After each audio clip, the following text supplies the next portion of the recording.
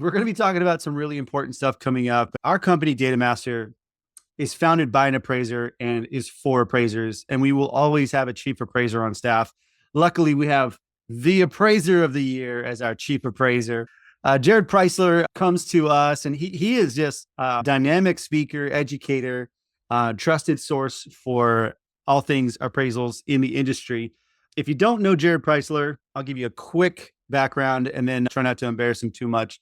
But the guy's done, I think, over 24,000 appraisals in his career, 27-year career, 27, 28. Okay, 28. I knew I was close there. But most importantly about Jared is that he will help anybody at any time with anything. And if you ever set a call with him and you've ever had a conversation, you get that he will help anybody, whether you are a DataMaster subscriber or not. I'm going to say that and reiterate. That's the kind of guy that we have here. And that's the kind of team that we have here at DataMaster. My name is Randy Wooters. I am the Senior Market Development Specialist here. I'm ready to help you with any questions that you may have. Okay.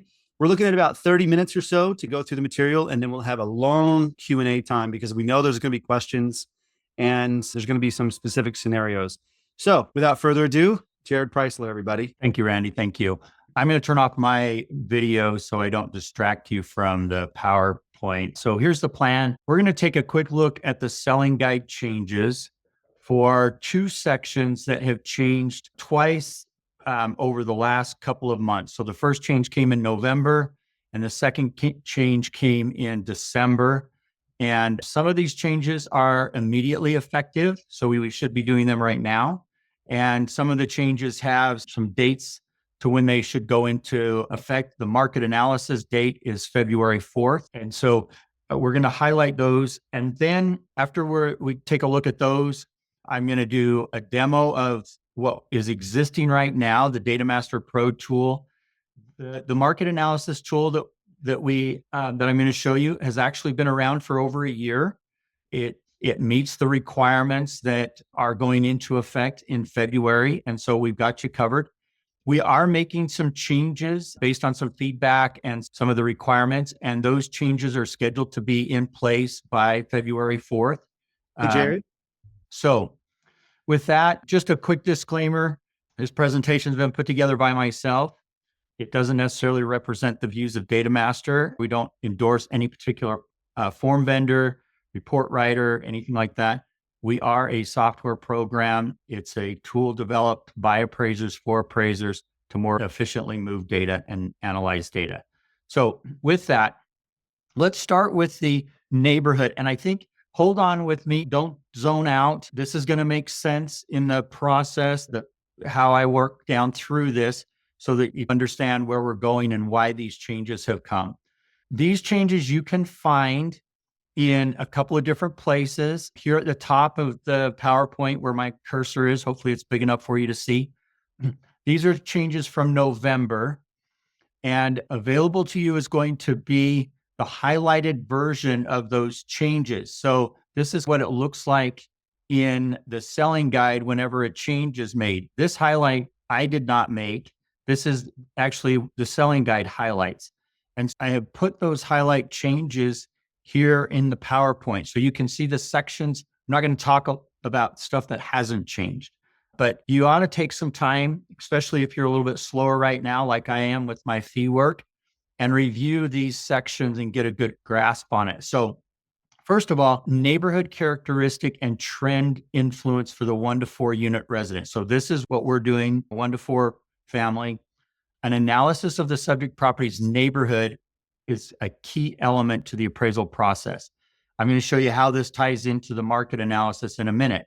There was a change in the selling guide that talks about the neighborhood and added this definition. This definition's been around for a long time. A neighborhood is defined as a congruous group of complementary land uses. That's actually in the dictionary for real estate.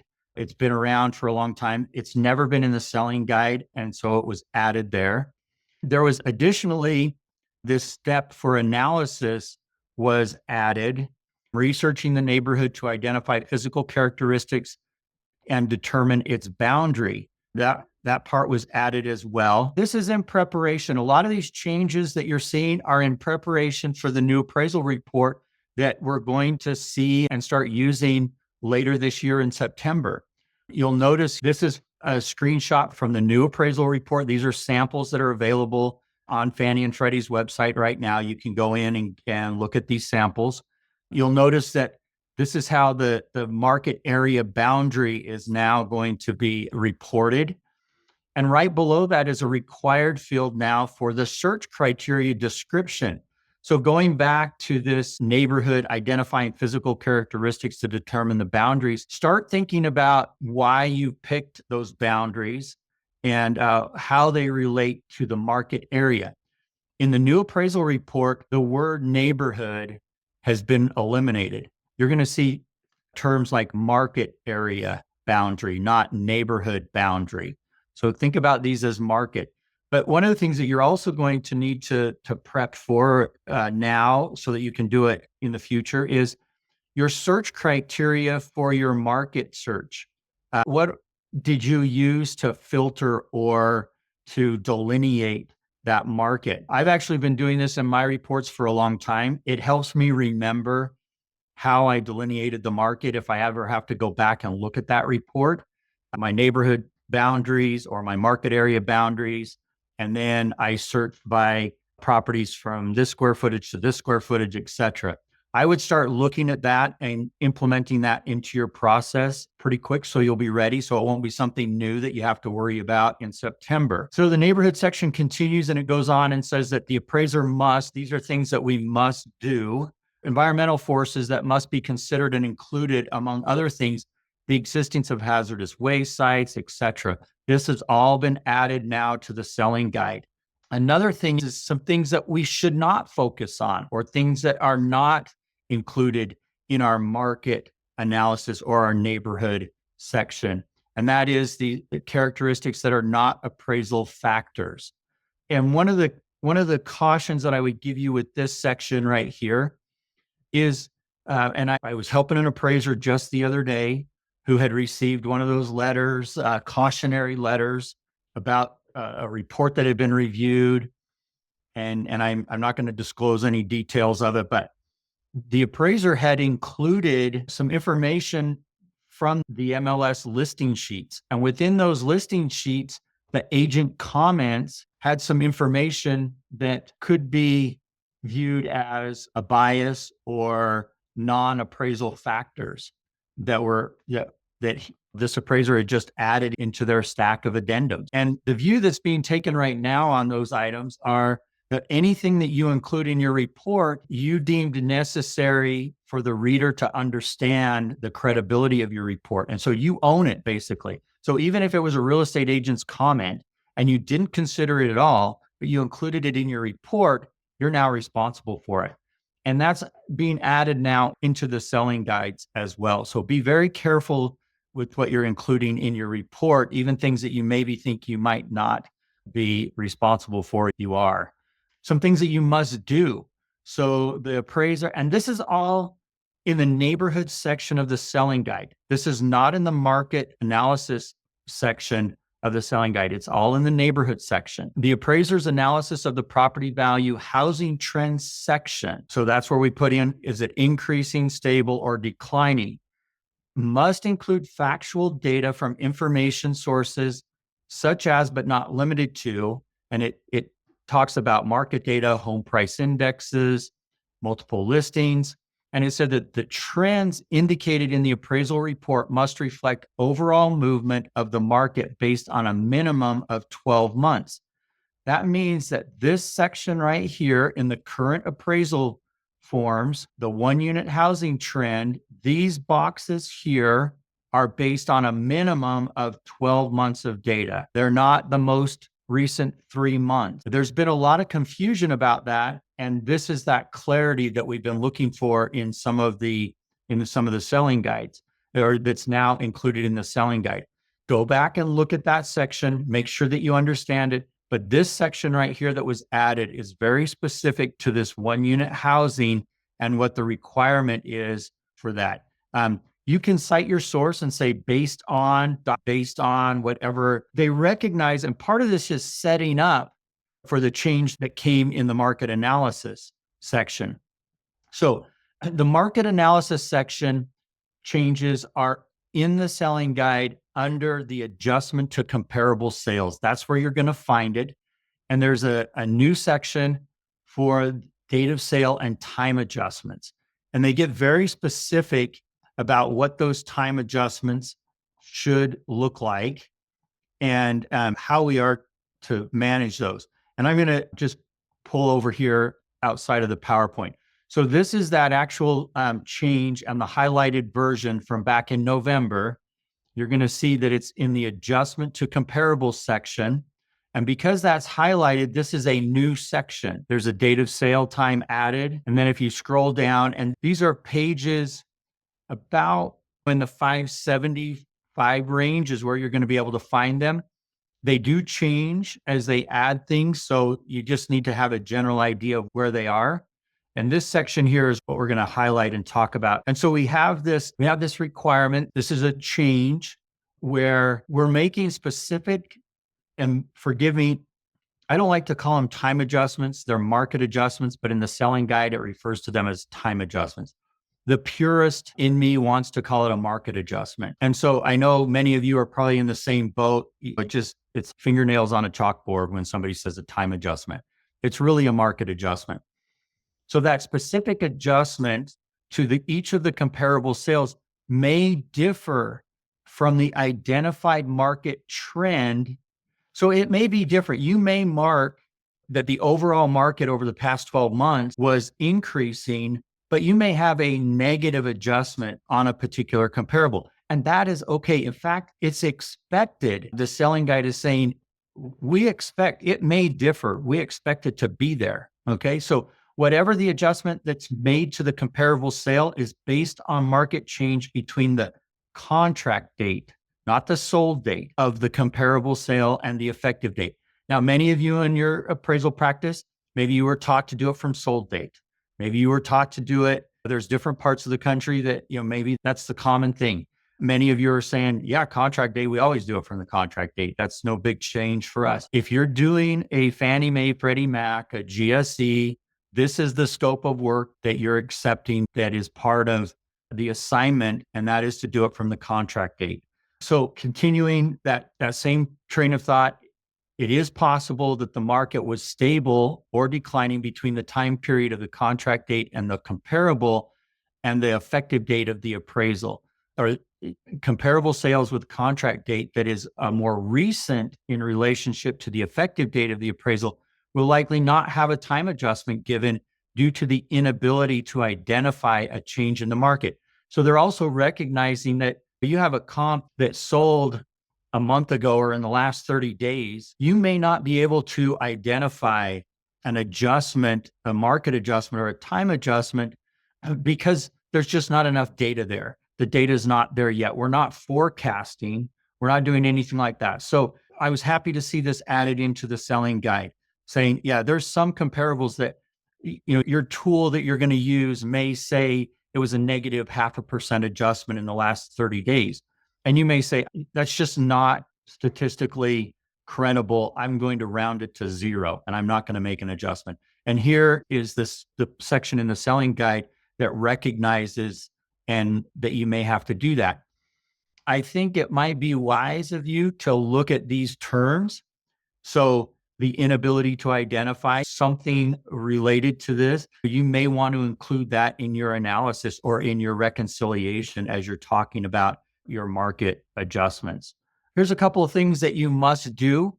The appraisal report must contain the market analysis that supports the indicated market trend and any adjustments made for the market conditions. So you may have one graph or chart or exhibit that says, here's the overall market over the past 4 years. And in the last 12 months, it's been overall increasing. There was some seasonality that occurred, but overall, it's increasing market. And I marked the increasing box on page 1. And then you're going to have another set of examples, exhibits, and support that says that comp number 2 went under contract 4 months ago and required a market adjustment to the effective date. And so it's reasonable to think that you're going to have some conflicting information that you're going to have to reconcile. This is the example or the illustration that came along with this change in November that Fannie and Freddie put as an example of how this may be. So we see here in their example that from January to January, the overall trend was increasing, but comparable number 2 had a decline from when it went under contract to the effective date. And so we would expect these to be different. And you can see here how they articulated that. In the latest update to the selling guide and comments that have come out since this, Fannie Mae has said that they're not looking for a graph that's exactly like this. This is the kind of information that they're looking for. And so you don't have to figure out how to reproduce this in an Excel spreadsheet or anything like that. But you do need to recognize and analyze what was the market doing when comparable number 2 went under sale versus when comparable number 1. A straight linear adjustment is not appropriate or not acceptable. We can't just say we went from 1% to 7%. That's a 6% increase or a 50% or a half a point per month, and automatically apply that to each of the comparables with the remaining months that they had to the effective date, which is a lot of what's been happening. And so Fannie and Freddie wanted to correct that practice. And so this is that document. The commentary that goes along with that, that's in the change, says that because the appraisal is for a specific point in time, not effective date, the appraiser must analyze comparable sales for any change in the market condition from their contract dates through the effective date to determine whether a time adjustment is warranted or the lack of an adjustment. It must also be supported by evidence as well. If you're going to say there is no adjustment, you need to have your evidence in there. Just the fact that we have no adjustment doesn't mean you don't have a responsibility to that. So in December, on the 11th of December, there was an additional change to the selling guide in this adjustment to comparable section. And so the highlighted version of that we'll make available to you as well. It clarified the use of price indexes like the home price index, the FHFA home price index, to support a time adjustment is consistent with our policy. The adjustment rates could also be determined through statistical analysis, modeling, paired sale, or other commonly accepted methods. The appraiser must, at a minimum, summarize the supporting evidence and include a description of the data source or the tools and techniques that were used. So this is where they clarified that we don't have to have that exact looking chart and do it in exactly that same format. Also, I believe that one of the reasons that we have this in is that for many of you that work in some markets that maybe the data is there's just not a lot of data. Some of the examples that I'm going to show you today are because we have a lot of data and they're in areas that have a sufficient amount of data. I'm going to tell you that the tool does not work if you only have 20 sales in the last 24 months. If you have 5 sales in the last 12 months, it doesn't work.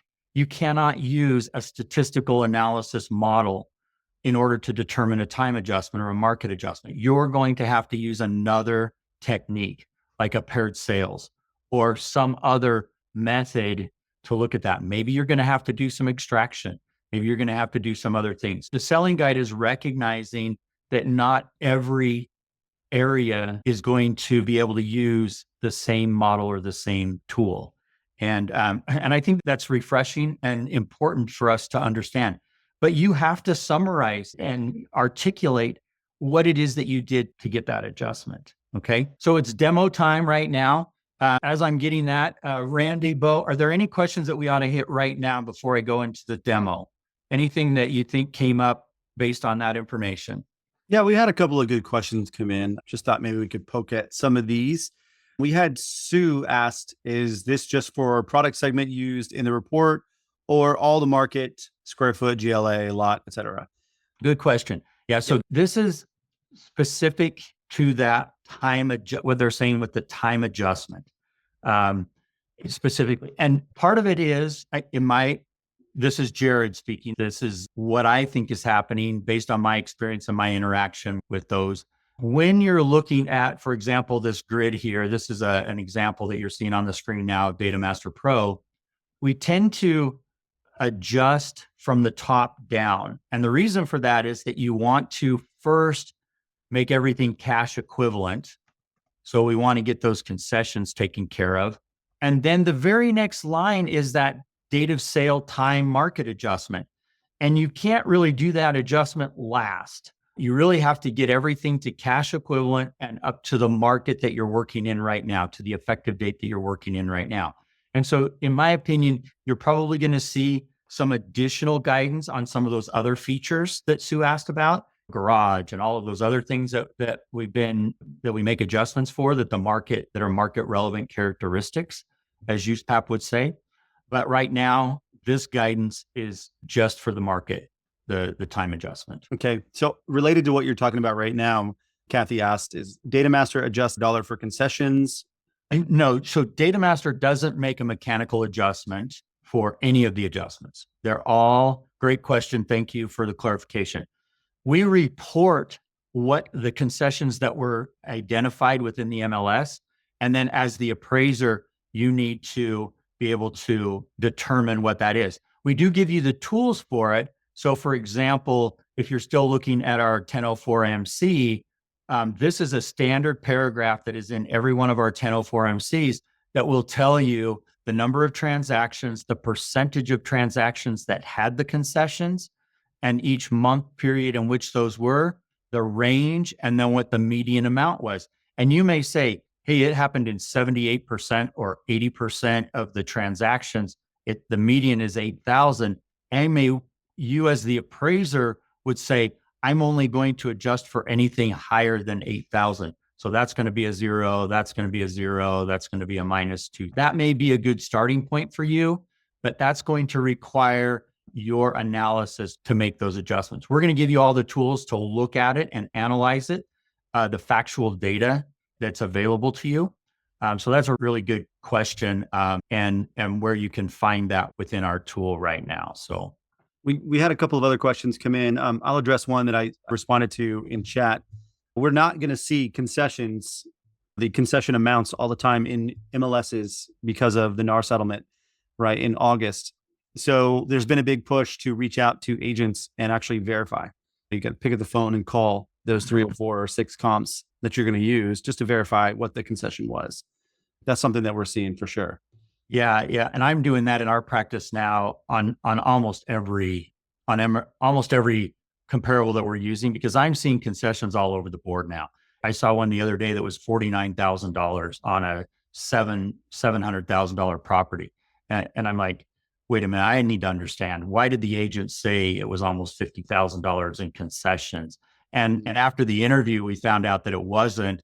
There was about 2% concessions, and the rest of it was landscaping, fence, some other stuff that was not really a financing concession or a sales concession. And so that's one skill set. If you're struggling with that, get some classes, reach out, talk to your peers, talk to some agents, find out how your MLS is dealing with it. All the MLSs have they're trying to standardize how they handle those. I'm seeing some MLSs that are putting it in closing statements after the transaction's done. They'll now put it in a closing comment field. So be aware of what's going on in your market. Great question. All right, let's go back to another question not related to that. And yes, you are going to have to verify that the agent did not put commission in there, right? Yep, for sure. Yeah. 100%. Andrea Wolf said this only works for cookie cutter houses, inside and out, townhouses, etc. What's your thoughts on that? Yeah, not necessarily. Like, I work in 5 counties, and 3 of those counties have more animals, horses, cows, than they do people. And so it does work. I find that it works in a lot of different scenarios. And the other thing that I would say is that I work in a non-disclosure state. I don't even have the ability to see some of the transactions in public record that you may have in those non-cookie cutter. Does any modeling work better for cookie cutter products or assignments? Absolutely. Even the FHFA home price index is going to work better for a more homogeneous type of property or something that is more similar within the market. That Right. doesn't mean that you can't glean information from that. One of the examples I'm going to show you today is for kind of an oddball property that has an addition that was given on it and made it a very, very different, but the market trend, the time adjustment for that was very similar to the other homes in the area that were more homogeneous or that were more similar. And so we were able to look at, and that's one of the great things about the DataMaster tool is that you can put multiple sets, you can put different sets of data in and analyze that and look at it. And yeah, thank you for bringing that point up. That's a great point. Now, it requires, just like any tool, you to use it and to understand it. And I'm available. I'm happy to help anyone who may be running into something and not understanding how the tool's functioning. And let's just do one more and then let's dive into this demo. And then I'm sure that as you're going through this, it will answer some of the other questions. But Right. Jeff had asked, how about 5 sales within the past 3 months? Can't determine a market trend from that to have valid statistic conclusion. Typically 100 sales are needed. Otherwise, it could be very misleading. And I already know the answer to this, but I want Jared to say it. Thoughts on that? Thank you, Jeff. Good point, Jeff. We do have to have a good statistical sample in order to make the analysis work, right? And you say, what is that magic number? What's the number that we need? There's a couple of courses that I teach from the Appraisal Institute that are statistical analysis type courses for appraisers. And you'll see something that says like 30 data points per analysis that you're doing, which means if I'm trying to get 10 different adjustments out of a multiple regression tool, I need to have at least 300 data points for that for each period of time that I'm trying to make an adjustment for. And that's where I sometimes scratch my head when people are trying to make a daily time adjustment. What was the daily adjustment for that market change? That would mean that you would need to have 30 sales every day throughout the entire time period. Is 30 the magic number? Some might argue it's 15 or 20. I think in your market, my market, I know when my data's there's not enough data to really give me a good sample and where I need to expand upon it. And I'll just jump off of this thought and move into our demo because it highlights what I want to show and how we want to start with this. DataMaster as a tool, I'm going to bring my MLS screen over here. DataMaster as a tool allows you to be in control of the data. So you're going to do all your searches the normal way you would within your MLS. You're going to do your filtering. If I hide this map here, you're going to go through and you're going to select everything, all of the criteria that you want, the year built, the total square footage, the acreage, etc. Whatever you filter normally to find those comparables to delineate your neighbor, your market, you're going to do that on your own. The one thing that I would say is different with the DataMaster tool than what you may be used to with some other tools is that we're going to ask you to select all the status types. So we want the canceled, the expired, the withdrawn, the off-market transactions as well. Because those in DataMaster, we use those statuses to help determine what the absorption ratio is, what median days on market is, what the median sale price or price per list price was, the median list price per square foot. When you look at DataMaster in our market analysis tool and section, and if we just go into the detail tab, you're going to see that this cancel listing here wasn't active at one point in time. This one was active 7 to 12 months ago, and it's now a sold.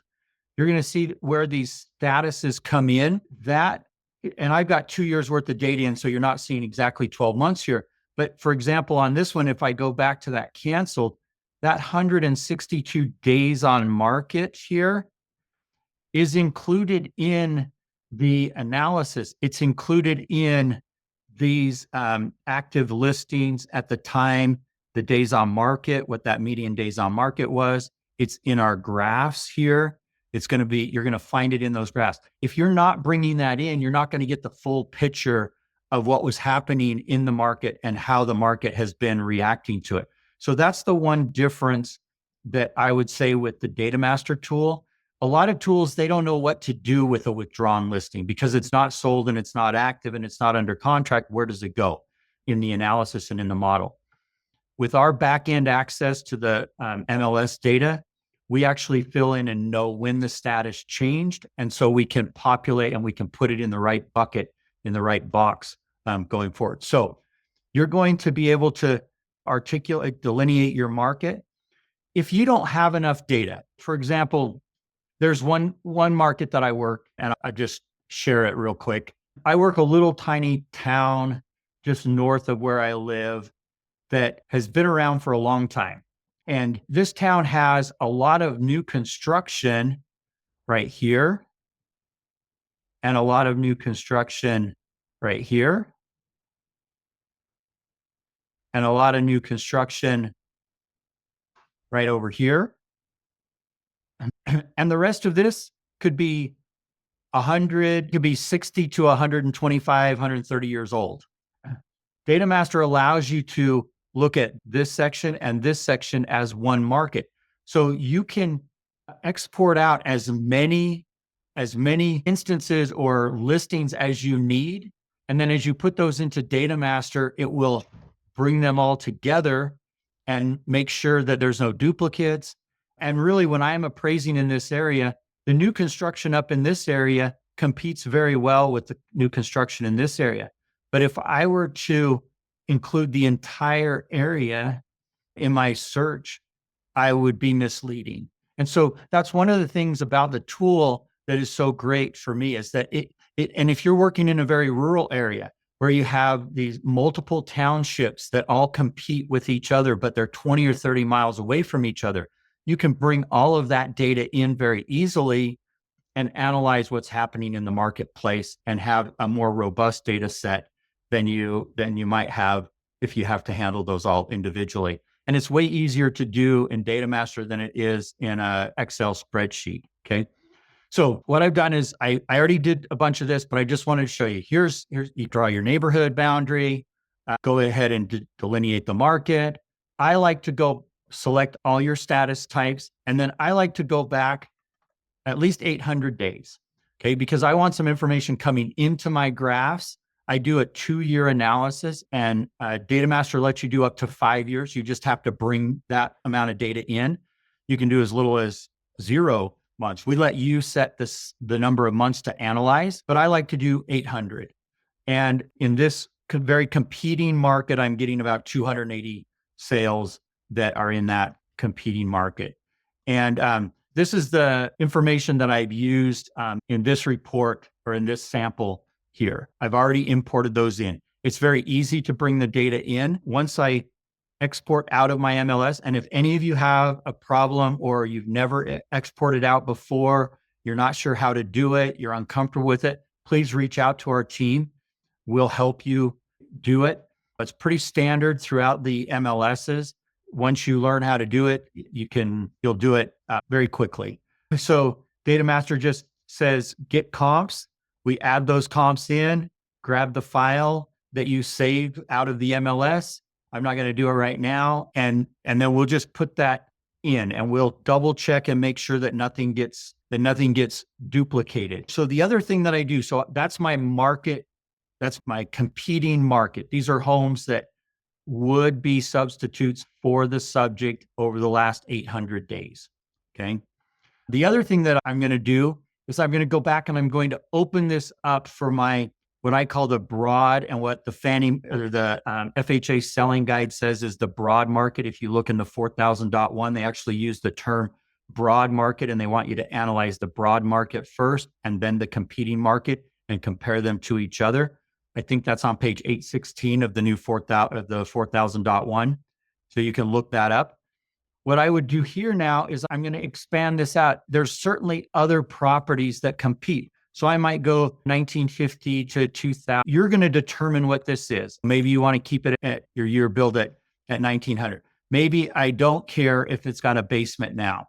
In my market, basements are important. We use them just like living space, but maybe I've got some square footage that it doesn't really matter to the market where it sits. Expand that out to other secondary competing market, but may tend to have the same market trends.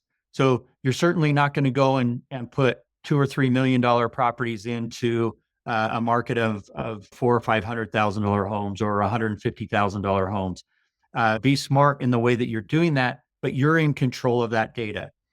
So the second thing that I did was I expanded this market out. I used the exact same neighborhood boundaries, market area boundaries, and then you add that into this secondary tab. So when I did that earlier, I ended up with 736 or 763 properties. So here on the left, I have the competing market, that smaller set that is the competing market. And here on the right, I have the neighborhood, and I can see how they react together. But I have a lot more information here. I have statistically, this is a much more robust data set. But you can see that they're very similar in the way that the graphs are trending, the way that things are trending. And we make that all available so you can see it side by side. The other thing that we do is we do an annual comparison. So remember that part of the selling guide, the neighborhood section that says that you need to do your trends based on a minimum of 12 months of data. This annual comparison chart here gives you that. Let me flip over, and I've already made this larger for you so that you can see. This is the competing market. So 13 to 24 months ago, we had 93 sales. In the last 0 to 12 months, we had 94. The sale price, median sale price, these are all medians. Median sale price was $430. It's now $440. You may call that stable. That's okay. You may call that increasing. I think all of us would say it's not declining. Here's the price per square foot, only $1 difference. Maybe we're dealing with a very stable market here. Here's the days on market declined a little bit. List to sale price ratio is the same. GLA is very similar within 25 square foot. You can see that comparison. And here's that broader market. What's happening in that bigger set?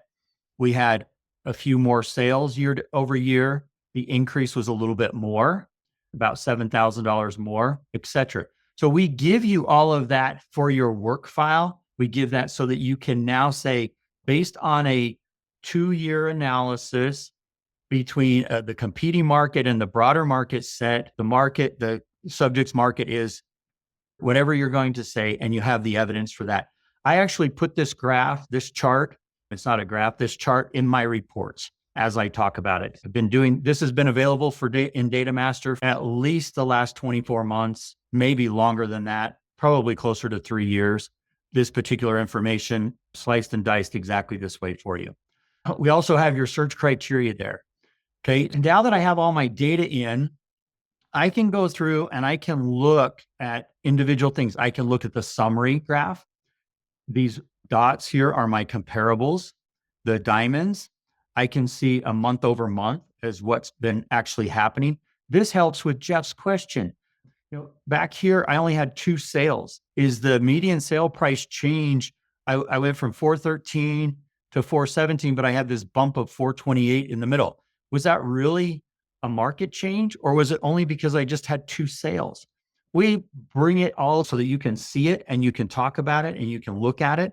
And it's much easier to see here than it is in the MLS data or raw data or in an Excel spreadsheet. So we give you all of that for you to be able to look at all of these other matrices. I'm not going to spend a lot of time on those. We do that for also the broader data set that you brought in as well. So that's all there as well so that you can see that. But let's get to how we do the adjustments. Okay, so the selling guide says that I'm going to have to tell you what my adjustment is from the contract date to the effective date of the assignment.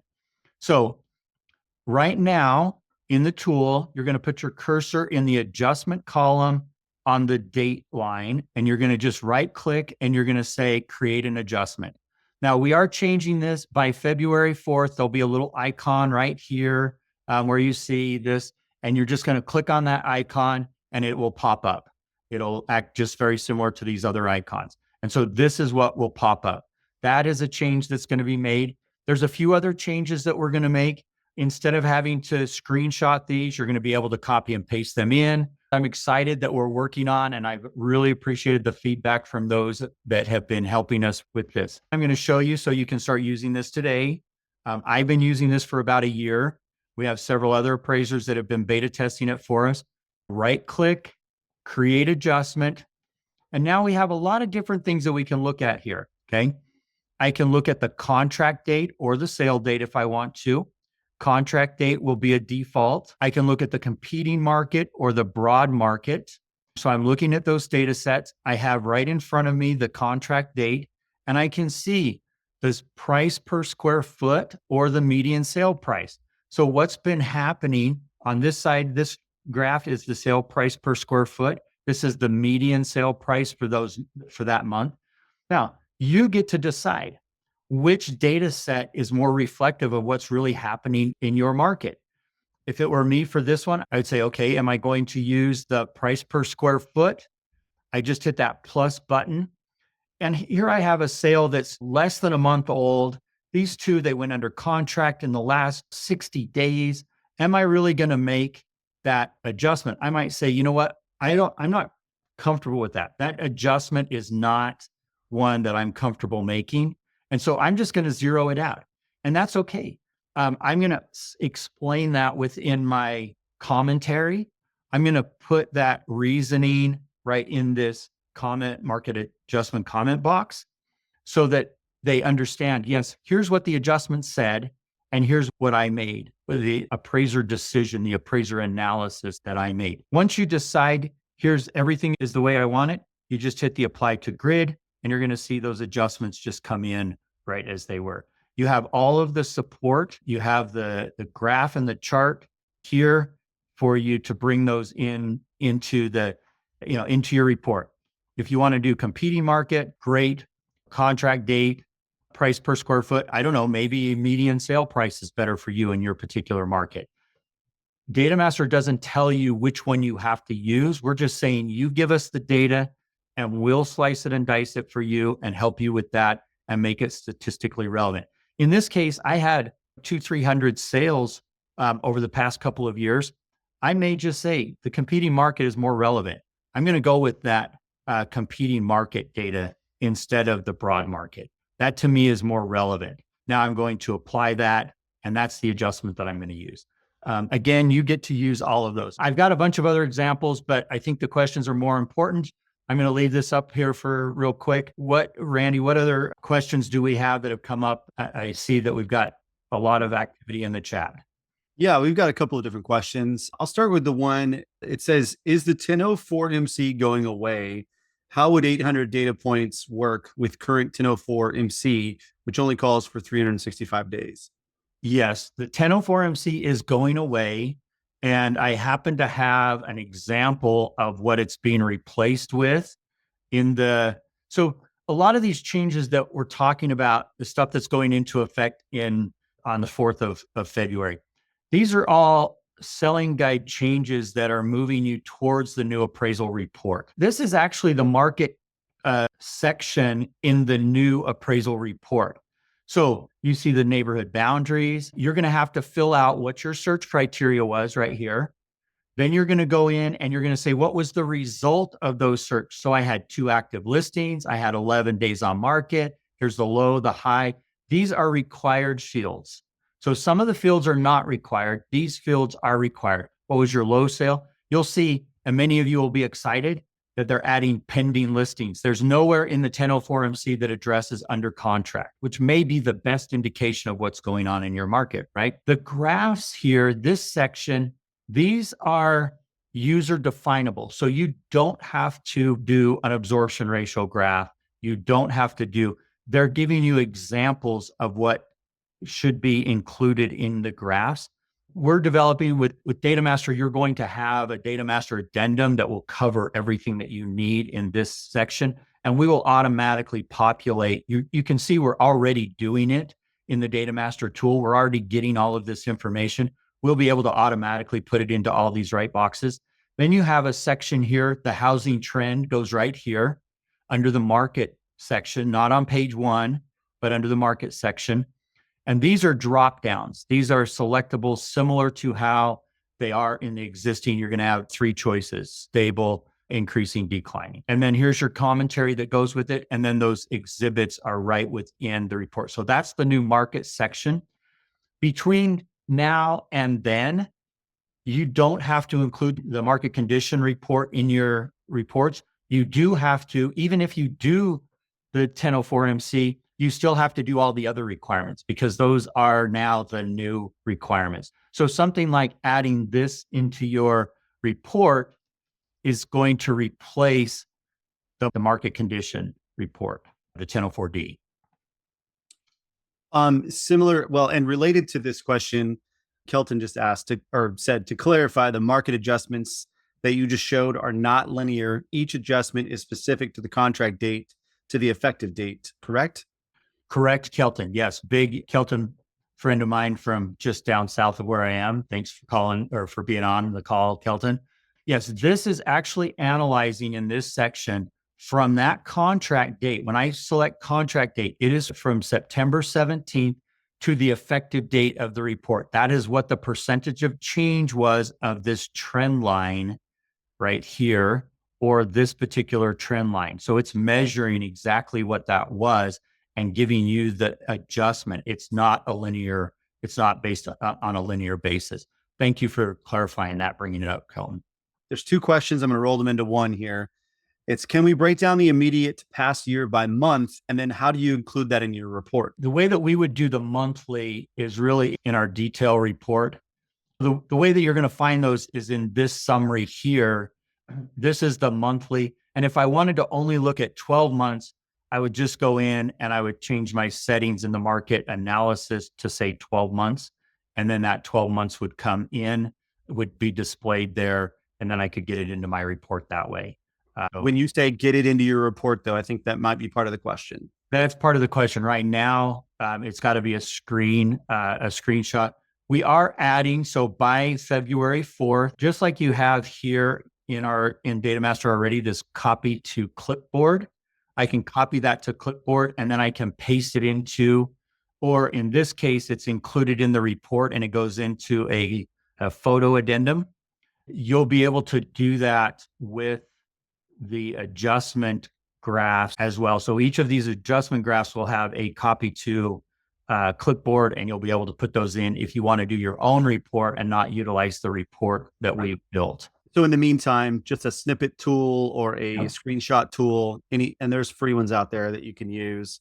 Yeah, that's the way I've been doing it. Right. Last little bit. Okay. We've got I think we wrapped up most of the questions that I saw. I really appreciate everybody joining us. Also, if you need to contact me, let me just go right back to the PowerPoint and I'll leave this up for a few minutes. If you want to take a screenshot of that, that is my cell phone. I am throwing it out there. You guys, I'm happy to talk, to get a little group together, and my DataMaster email address, and then of course our DataMaster website. But those are the ways that you can contact me. So thank you very much for joining us, and hopefully this has been helpful. I'll end it with this. If anybody wants more information about DataMaster, obviously datamasterusa.com. Bo and I are happy to give you another walkthrough custom to what you need. And then if you want a full hour-long training, our support team is amazing. And they will sit with you for an hour. They'll walk through everything. They'll answer every question that you have. So reach out, datamasterusa.com. Thank you, guys. Thank you very much.